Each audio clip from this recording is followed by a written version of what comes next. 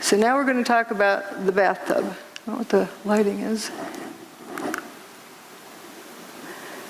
If the building crashed to the ground, Manhattan would have been flooded because that dike around the bathtub would have been ruptured. And all of the PATH train tunnels and subway tunnels are all connected underground, and they would all have been flooded. That didn't happen. Here are the towers before they built across the street. There was just water right there at the base of the towers. And the towers go well below the water table. There's also the rail lines that come under the Hudson up into the base of the bathtub. That tunnel was not damaged. First, they were worried because they had water in the tunnel, but they had fire hoses on it, rainwater going in there. But once they pumped it out, it stayed dry. That's the bathtub wall. It's called, or slurry wall, or dike, whatever you want to call it. It keeps out the Hudson River. The towers were actually built in the Hudson River 70 feet below the water table. That's 7 times 10. So they're pretty far down there. And if that thing had been ruptured, Lower Manhattan would have been flooded.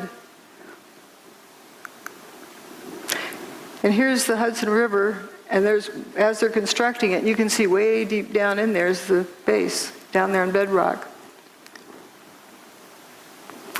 The PATH trains from the Jersey side used to come up through here and back out, but they rerouted them to turn around in the new big bathtub. I thought the seismic data you were going to look at was data associated with the collapse of the tower, particularly two. Yes. Oh, yes. We did look. Obviously, we've looked at all of the seismic signals. The main focus of that was to establish the timing of the various events, and if any, again, using it also to see if there were any events that we could not explain other than it being the collapse of the towers and the World Trade Center 7. The signal strength due to the collapse of the towers were not of any magnitude that was seismically significant from an earthquake design standpoint, or from the design or failure of a structural component, or of, I would say, a piping system that might be used in a structure. So there wasn't anything that gave us pause in terms of that being a significant seismic event to have ruptured the pipeline. This was a meeting that NIST had to determine what happened to Building 7. So they're wondering if there's any pipelines that went through the bathtub over to Building 7. And he said it wasn't seismically significant enough to have ruptured a pipeline to cause any damage. You have two buildings, 500,000 tons each, slamming to the ground, and it's not a seismically significant event.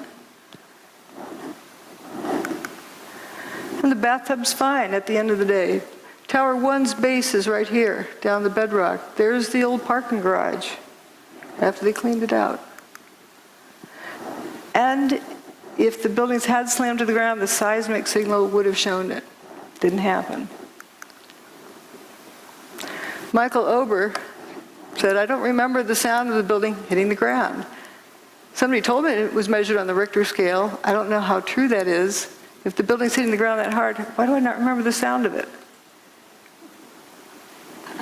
It's amazing. And somebody who worked in the 27th floor decided to go home because he wasn't going to get anything done that day. Went down to the ferry terminal, the south end of the island, and some idiot, they thought, came running up and said, the tower just collapsed. And that's ridiculous. They didn't hear it. They didn't feel it. When they walked past the tower, it looked like it was in good shape.